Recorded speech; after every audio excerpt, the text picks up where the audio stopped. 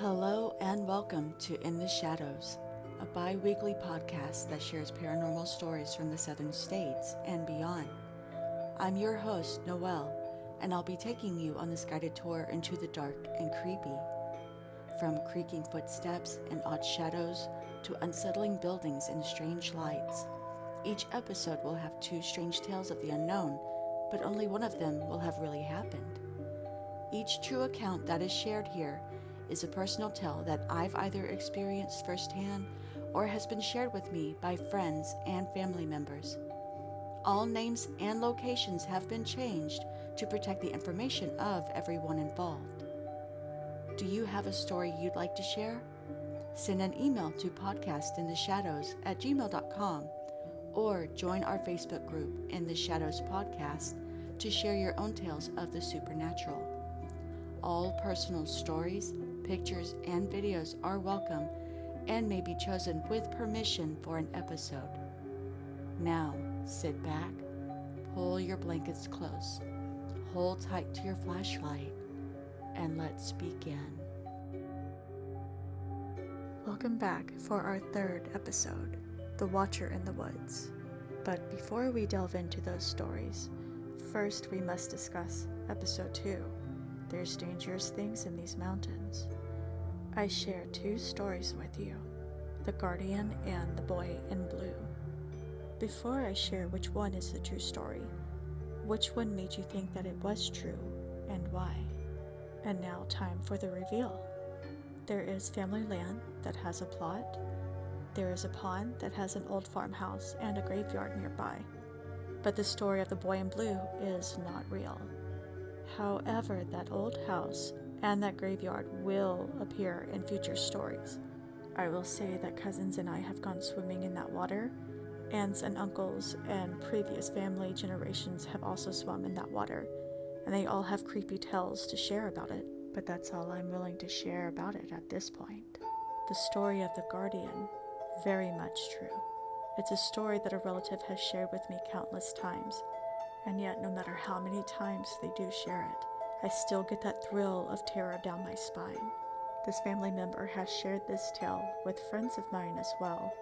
Some may remember hearing it, and to this day they will still say they believe it was a guardian angel who was watching over them. Now settle back with your flashlight. Make sure your blankets are drawn up tight. Episode 3 doesn't have ghosts, but there's still something lurking, which is why it's been titled The Watcher in the Woods. Don't trust the lightning bugs. When I was younger, we would make yearly trips to see the family in West Virginia. I was always ecstatic about these trips. Not only would we see interesting sights, but there was a decided change in feeling once you got into the mountain regions of the Appalachians. If you've ever been, you'll understand this feeling. It's as if something large is looming and pulling you in at the same time. They say there's magic in the mountains, and I tend to agree because I felt it countless times. As a child, I would have believed anything as well, and my grandfather knew this. He would tell me stories of the fairies that lived across the creek there behind his house, up in the pine trees. So we would go outside and sit, and we would watch the lightning bugs. They would dance along the trees, and he would tell me these fascinating tales of wild creatures and the mythological beasts that would roam along the lands. He painted fascinating pictures of the unknown right there in his backyard with his words. I believed every single one of those tales. However, as I got older, the idea of magic didn't appeal to me as much. I began to forget those stories. He was still telling the tales, of course. My younger cousins were of an age where they still believed in the fantasy world that he could conjure up. I was a teenager, though, and I was far more interested in exploring the creek behind his house and the land beyond. The way that his land lay, he had a house that was on the edge of a mountain. It was there close to the road. The mountain sloped down, and the creek was there nestled in the valley between his land and the land that belonged to his neighbor up on the next mountain. The creek in question was no more than 10 feet wide, maybe 5 feet deep, But we knew better than to actually go into the water. After all, there were snakes. But it didn't stop me walking along the water's edge to find a way across. As it so happened, I did find a thinning of the creek. It was about a half mile or so down, and I found where I could jump from one side to the other with ease.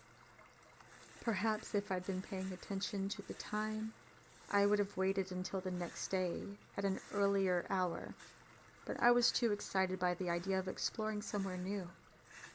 It was mid to late afternoon, and I had the idea that there was considerable time. So I trekked my way up to the other side of the creek, found a trail that led into the pines, and it wasn't long before I realized just how thick the forest got.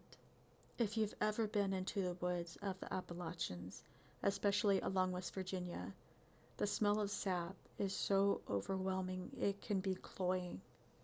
I remembered that, and how much the shade was deep and dark, and that smell made me just feel breathless at times. Because the land was so unfamiliar, it did take me a few times to stop and get my bearings, but I made sure to never stray from the path, especially because I didn't know the region.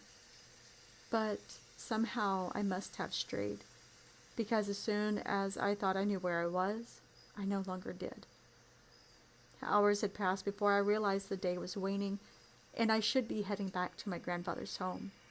It hadn't seemed like much time had gone by, but a teenager, still young, is lost to the mystery of the unknown woods, and can't be relied on to keep track of something like time. The lightning bugs had begun to emerge. They were flashing and dancing in the growing darkness. I was so enraptured with this vision that I stood there and watched them with the same young delight as I had done as a child. All I could think was how much the trees looked full of Christmas lights twinkling here and there. In time I realized that I should be following the trail back, but as I did I thought to myself, how wonderful is it to have them decorating the path. Even if it felt like it was a bit too early for them to be out, I reasoned that the shade of the woods had lured them out earlier than usual, and that it couldn't possibly be as late as I knew it probably was. Even so, I had to agree that it seemed darker than I'd first believed, and I couldn't say with all honesty that the sun was even up still. The first trickle of fear hit me. If it was getting late and I was in the woods, there were wild animals that could come out and herd me. I'd heard mountain lions at night with their blood-curdling screams and wolves howling in the distance. What if one of them was watching me, ready to pounce at any moment? My steps sped up in my eagerness to get home, just on the other side of the creek where I knew I would be safe. My attention maintained, fixed on the path, so much that I didn't notice that the lightning bugs had begun to disappear until I happened to glance upward. And that's when I realized the trail suddenly ended. There I stood in the gloom, shaken, lost. If I turned around, would it lead me back, or would it take me deeper into the woods?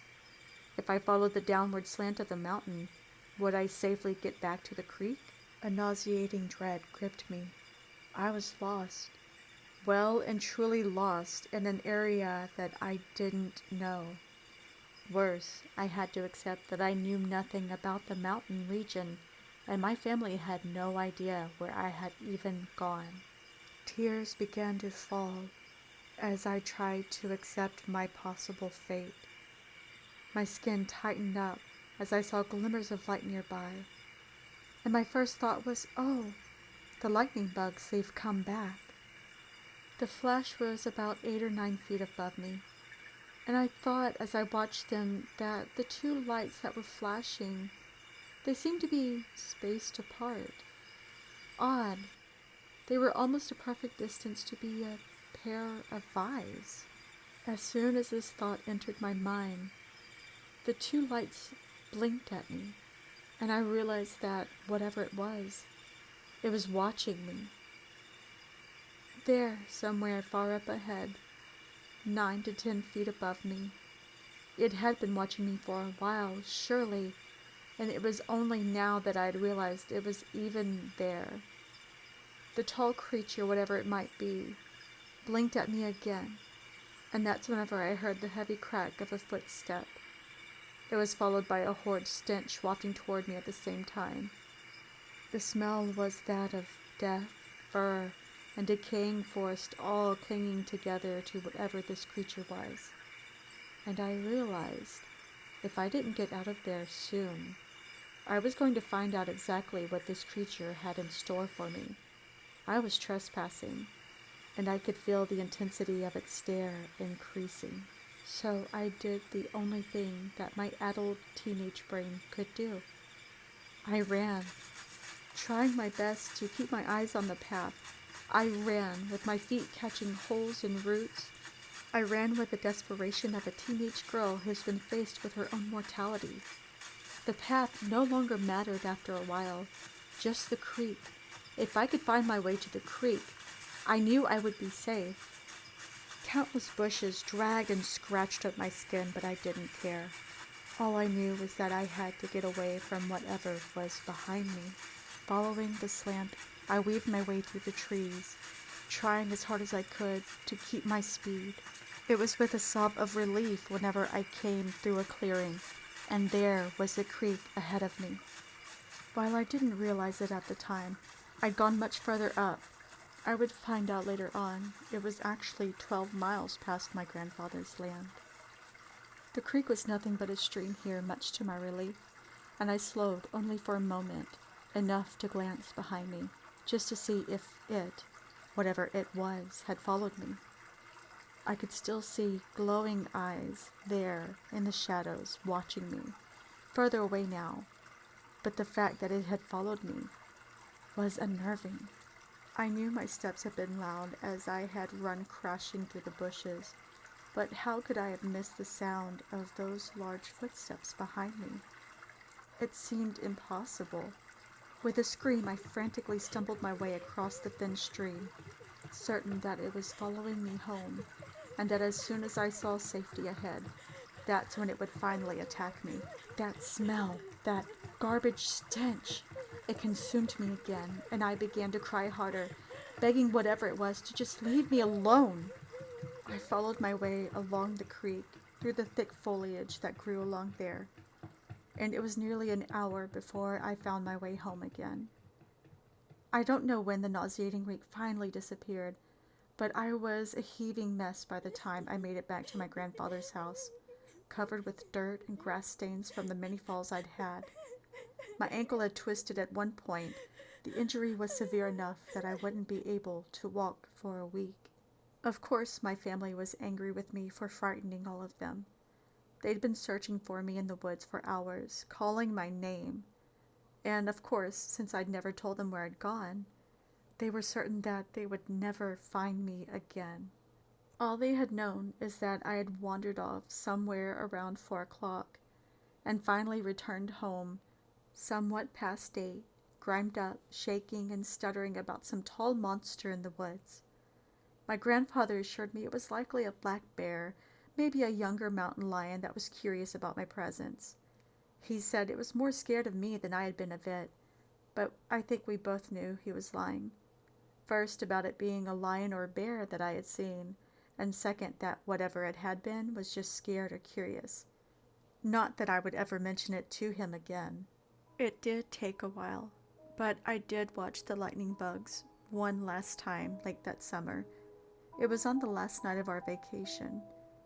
I went to the slope of the mountain there on my grandfather's property, and I watched the lightning bugs dance among the pine trees, making them look like Christmas trees again. As I sat there and watched them dance around, for a moment, just for a moment, I swear I saw 2 eyes watching me back. Out in the darkness. Back in the late 90s, my best friend and I liked to visit a specific boat launch landing spot. It was out at a lake in Louisiana, in the middle of nowhere. We'd sometimes get together with a set of twins, the Perry brothers, that we'd met in school. We would go out there, pal around, and sometimes bring our girlfriends with us. While we were out there, we would gather up firewood around the area, and we would just spend the day there, drinking, cutting up, telling jokes, having a good time. Eventually, we started to bring chairs out there, and we would make a whole day of it.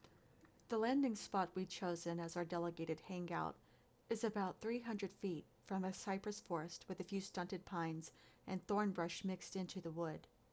It always struck me as an open thicket, except that the ground had very little grass.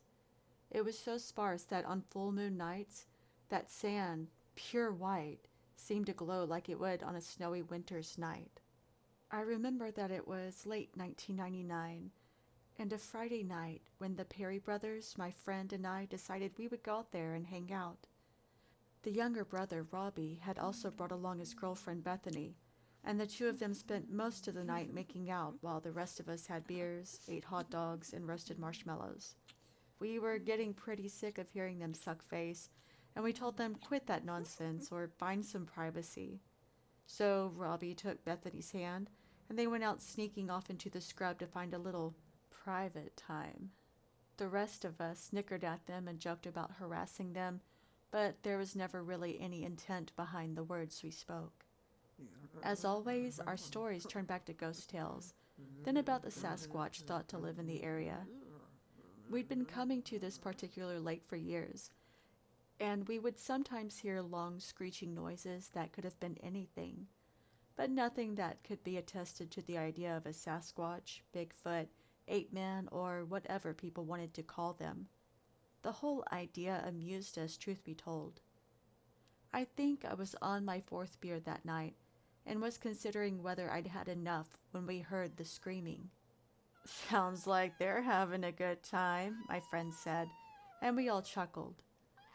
As the screams grew louder, they became more frantic, and we stood up, each of us, realizing that the screaming was one of terror. Bethany and Robbie came charging through the brush, looking bedraggled, half-dressed, and cut up from the thorns in their panic to get back to the safety of the fire. Robbie had his arm around his girlfriend, who was sobbing vehemently against his shoulder. Before any of us could ask him what happened, he demanded, "Get the guns!" Now, out in the deep woods in the south, every smart person knows to bring protection against wild animals. There are boars, mountain lions, coyotes, and feral foxes that make their home in this vicinity. Each of us had a shotgun with us, and they were kept loaded at all times. As each of us grabbed our weapons, Robbie told Bethany, "Stay here. Stay put where it's safe." "But what if it comes back?" she asked. Robbie handed her a shotgun, asking her, "Do you think you can work this?" The question wasn't to ask if she knew how to work a shotgun. Bethany had come hunting with us on a few occasions, and she was no slouch with a gun. But in her state of shock, he wanted to make sure she was of sound mind enough to shoot anything if need arose. Bethany never had the chance to answer. About 70 feet away or so came a long, mournful cry. It rose up and became a wild screech. None of us had ever heard anything like that before. As we started in the direction of the screech, the bushes began to crash as something moved through them violently. "Fire!" my friend yelled. We took aim at the location and released a few rounds. There was another wild screech further away now. It set my hair on end. One of us grabbed a flashlight and hurried to the spot where we'd heard the first scream come from. No matter how long we searched, though, none of us could find any signs of blood or hair or any other indication that a bullet had struck anything. My friend hurried to reload his shotgun, and we carefully ventured further into the woods when this god-awful stench hit me. This musty sort of aroma that overwhelmed the area. I was trying not to gag. It was that intense. The smell must have taken the others over because my friend stated, "I don't think we hit anything, but I think it's still nearby, whatever it is." That got us moving.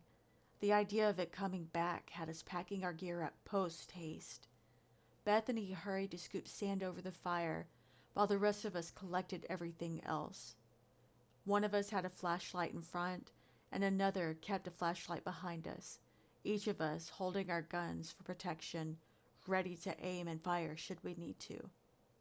We made the trek back to our vehicle slowly, carefully, listening and watching the whole way. We were intentionally loud, making sure that it knew that we were leaving. In our haste to leave, we didn't care about the thorn bushes or that they were scratching long, thin lines of blood on our skin. All we wanted was to frighten off whatever was out there and make it back safe to our cars. We all agreed to drive to my house since it was the closest. There, everyone tried their best to settle down, but we all remained uneasy about whatever we'd heard out in the woods. It was Robbie's brother who finally asked what had happened out there after we'd all calmed down. In deep agitation, Robbie explained, "We were out there fooling around and we heard something, just this strange sound that was out of the ordinary. It was like it was moaning and grunting, and we thought it was one of you at first because it sounded human. And we told you guys, cut the crap, knock it off, go away. But then whatever it was, it came toward us with this loud crashing sound, and we could tell it was way too big for a human. We could hear these loud stomping kind of noises coming from it." That's when Bethany began to scream, and they ran back toward the safety of the fire and us. The next day, we went back out to the site, looking around for any signs of whatever animal or creature had been out there. We didn't see any real scuffing up, like you'd expect from a boar. Besides, the way Robbie described the sounds, it didn't sound like any bovine creature we'd ever heard of. There was a lot of broken scrub brush and bushes around the area, not only where we'd been, but way beyond that. And we found impressions of Robbie's and Bethany's shoes out there, here and there. That's all we found, though. We left the landing spot with the certainty that it would be out there, waiting for us next time. Because of that, we never stayed past dark after that. It just seemed safer not to chance coming out across whatever was out there.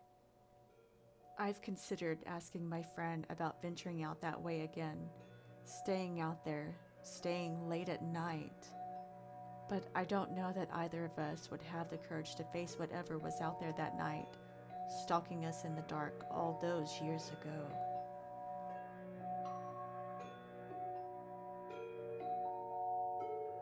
Thank you so much for joining me for episode 3.